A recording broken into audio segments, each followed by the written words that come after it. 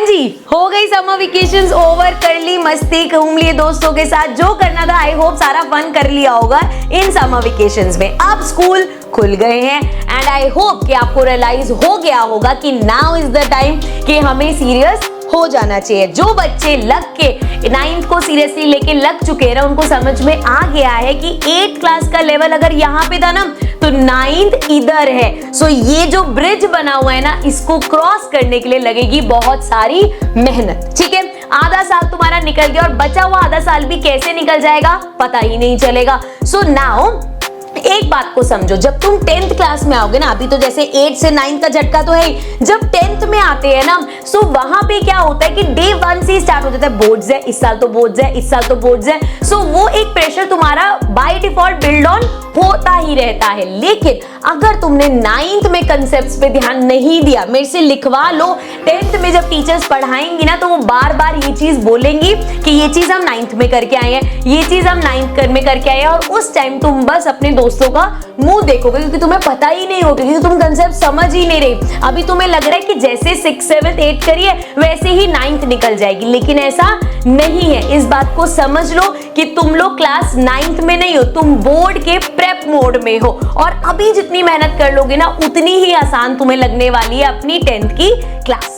So hello my lovely student, this is Mansi, welcome back to the channel. आज के session में मैं सिर्फ तुम्हें ये बात समझाने आई हूँ कि इट्स हाई टाइम कि तुम अपनी 9th क्लास को सीरियसली लेना शुरू कर दो, क्योंकि यहाँ पे तुम्हें क्लैरिटी चाहिए कि 9th क्लास का मतलब रिलैक्सेशन नहीं होता। ये जो तुम चिल मोड में अभी बैठे हो ना कि आराम से 9th निकल जाएगी, 10th में बोर्ड होता है, 10th में ढंग से पढ़ेंगे, ऐसा नहीं करना, क्योंकि एक्चुअल में ये साल है जहां तुम्हें अपना कॉन्फिडेंस बिल्ड करना है, जहां तुम्हें अपने बेसिस स्ट्रॉन्ग करने हैं, मोस्ट इंपॉर्टेंट तुम्हें अपनी हैबिट्स को सेट करना है। ये चीजें तुम्हें क्लास 9th में करनी है। एक सिंपल सी चीज देखो यार, अगर कहीं पे कोई बिल्डिंग बन रही है एंड वो जो बिल्डिंग है उसका जो नींव रखी जा रही है, उसकी जो फाउंडेशन है वो ही अगर वीक है, तो क्या वो बिल्डिंग आज नहीं तो कल नहीं गिरेगी? जरूर गिरेगी। तो यहां पे अभी हम उस बिल्डिंग की फाउंडेशन पे हैं, और इस अगर फाउंडेशन में तुमने गड़बड़ कर दी ना, सो 10th क्लास में या आगे 11th 12th में तुम खुद जिम्मेदार होगे अपना रिजल्ट खराब करने का। ठीक है, अभी तुम्हें लग रहा होगा इतनी जरूरी चीज नहीं है, लेकिन 10th में एक एक नंबर की इंपॉर्टेंस तुम्हें समझ में आएगी जब बोर्ड क्लास होगी। ठीक है, और अब जरा बात करते हैं क्यों मैं बोल रही हूँ कि ये फाउंडेशन है, सिर्फ हैबिट्स बनाने के लिए फाउंडेशन नहीं है। अगर तुम सिलेबस उठा के देखो, इस साल तुम्हारे पास पॉलिनोमियल्स है, 10th में भी पॉलिनोमियल्स है, इस साल लीनियर इक्वेशन है, 10th में भी है, सिर्फ उसका एक्सटेंडेड वर्जन है। तो जब बेस ही नहीं आता होगा एक्सटेंडेड वर्जन पे कहां से जाओगे? एंड सिर्फ मैथ्स नहीं, साइंस उठा लो, एटम्स हैं, टिश्यूज हैं, मोशन है, ये सब चीजें तुम्हें जाके 10th में भी मिलने वाली है। मतलब अभी अगर कंसेप्ट्स पे काम नहीं हुआ ना तो 10th में बिल्कुल ब्लैंक होगे, और जो तुम्हारा बोर्ड का प्रेशर है ना, वो तुम्हारे मार्क्स अगर यहां भी है ना तो ड्रॉप कर देगा बिल्कुल नीचे। समझ में आ रही है मेरी बात? सो यहाँ पे देखो, एक बड़ी सिंपल सी चीज होती है, कोई क्रिकेटर है वो क्या करता है, जब भी कोई मैच होता है तो वो प्रैक्टिस करता है, चाहे वो कितना अच्छा क्रिकेटर हो तब भी प्रैक्टिस करता है। कोई सिंगर है, वो बहुत अच्छा सिंगर है, लेकिन जब भी कोई शो होगा, जब भी कोई परफॉर्मेंस होगी, वो रियाज करता है। सो ये 9th क्लास जो है ना, ये तुम्हारा 10th का रियाज है। अच्छे से करोगे तो 10th तुम्हें लगेगा कि यार बहुत आसान है। इस साल की मेहनत तुम्हारे आगे 3 साल काम आने वाली है। ये साल बहुत बच्चे लाइटली लेते हैं, जाके 10th में जाते हैं, लेकिन तब तक वो टाइम और वो ट्रेन छूट चुकी होती है। तो अभी तुम सीरियस हो जाओ ताकि आगे के 3 साल तुम्हारे आसान हो सके।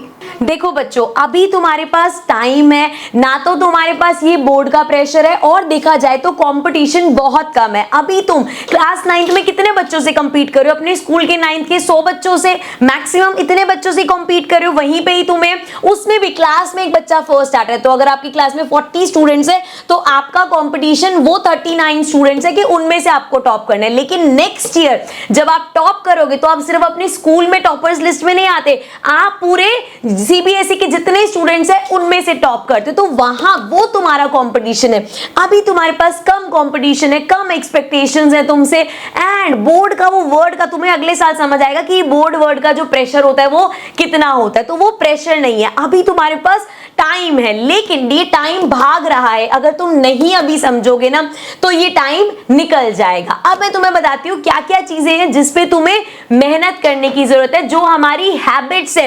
ये जो चीजें मैं आपको बता रही हूँ ना, ये सिर्फ क्लास 9 या 1 क्लास के लिए नहीं है, ये मैं आपको बता रही हूँ थ्रू आउट द जर्नी जो तुम्हारे काम आएगी। जैसे सबसे इंपॉर्टेंट रोज पढ़ने की आदत। हम कितना भी कह ले 8th क्लास तक ना उतनी आदत थी, जब मम्मी डांट के बिठा देती थी 1 घंटा पढ़ लिया, ट्यूशन चले गए वहां पढ़े। सेल्फ स्टडी की आदत तो है ही नहीं हमें, और वही आदत हमें बिल्ड करने की, खुद बुक्स लेके बैठ रहे हैं, खुद हम पढ़ाई करने बैठ रहे हैं, वो हैबिट तुम्हें बिल्ड करनी है इस साल। थोड़े से शुरू करो, थोड़े घंटे बढ़ाते जाओ और स्टडीज को ऐसा बनाओ कि तुम उस चीज को एंजॉय करो, क्योंकि कोई भी चीज जो तुम्हें बोरिंग लग रही है, वाहियात लग रही है, तुम ज्यादा टाइम कंटिन्यू कर ही नहीं पाओगे। इसीलिए अपनी सेल्फ स्टडी को इंटरेस्टिंग बनाने की कोशिश करो, रोज थोड़ा टाइम करके निकालो और ये पढ़ने की हैबिट बनाओ। और आपके पास इतना मटेरियल है, आपको पता है ये वन शॉट बुक है, अगर आप मैथ्स है, साइंस है, ये सब वन शॉट बुक सब सब्जेक्ट्स की आपके पास, इनकी हेल्प से तुम बहुत अच्छा कर सकते हो, बहुत अच्छी तुम्हारी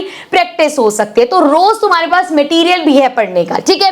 इसके अलावा डेली प्लानर, ये बहुत जरूरी है, this is going to change your life. रोज अपना एक प्लान बनाओ कि आज क्या क्या करना है। उस प्लान में सिर्फ पढ़ाई की चीजें नहीं कि ये पढ़ना है, जो भी आपकी एक्टिविटीज है, जैसे मुझे अगर लेट्स सपोज आज शॉपिंग करने जाना है, तो वो भी मेरी लिस्ट में होता है कि हाँ भैया आज मुझे मार्केट जाना है, ग्रोसरी का ये सामान लेना है, या मुझे किसी मेडिकल स्टोर जाना है, वहां से ये सामान लेना है। सो वो अपना प्लानर बनाओ कि तुम्हें आज क्या क्या करना है, किसी की बर्थडे पार्टी अटेंड करनी है, वो भी डालो प्लानर में। एंड अपना पढ़ाई का प्लानर बनाओ कि आज ये चैप्टर कर लूंगी, इस सब्जेक्ट का ये कर लेंगे। एंड रोज रात को टिक लगाओ, उसको कट करो, कट करने का जैसे तुमने ऐसे लिख रखा है कि भैया मुझे आज लेट्स सपोज चैप्टर 4 का एक्सरसाइज लेट्स सपोज 4.4 तक करनी है। जब वो कर लोगे और रात को इसको ऐसे काटोगे ना, तो जो प्लेजर मिलता है, जो खुशी मिलती है ना, वो एक्सपीरियंस करोगे। तो बनाओ अपने प्लानर्स डेली के हिसाब से, महीने हफ्तों का कुछ नहीं बनाना। रोज सुबह उठ के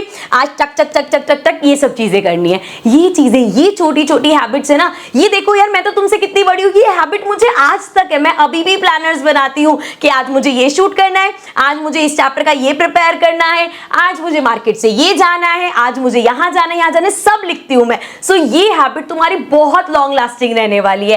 and last which is notes बनाना। हम लोग हमेशा कहते हैं यार कहीं से बेस्ट नोट्स मिल जाए, इस टीचर के नोट्स बेस्ट होते हैं, ये वेबसाइट पे बेस्ट नोट्स निकलते हैं। बच्चे बेस्ट नोट्स वो होते हैं जो आप खुद बनाते हो, अपनी राइटिंग में, अपनी लैंग्वेज में, चाहे वो इंग्लिश में बनाओ, हिंदी में बनाओ, ये दोनों को मिक्स करके इंग्लिश में बनाओ, जैसे चैट करते हो उस तरीके के नोट्स बेस्ट होते हैं, वो तुम्हारे काम आएंगे। और नोट्स कैसे बनाने हैं उस पर मैं ऑलरेडी एक सेशन बना चुकी हूँ। सो वीडियो आपको चैनल पे मिल जाएगी, यहाँ भी कहीं मैं ऐड कर दूंगी। सो वहां से आपको एक आइडिया हो जाएगा कि किस तरीके से नोट्स बनाने हैं। तो ये सिर्फ मैं बहुत सारी चीजें नहीं बोल रही, ये सिर्फ 3 चीजें जो मैंने यहाँ लिखी है, इनको अपने अंदर उतारने की कोशिश करो, अपनी हैबिट्स बनाने की कोशिश करो।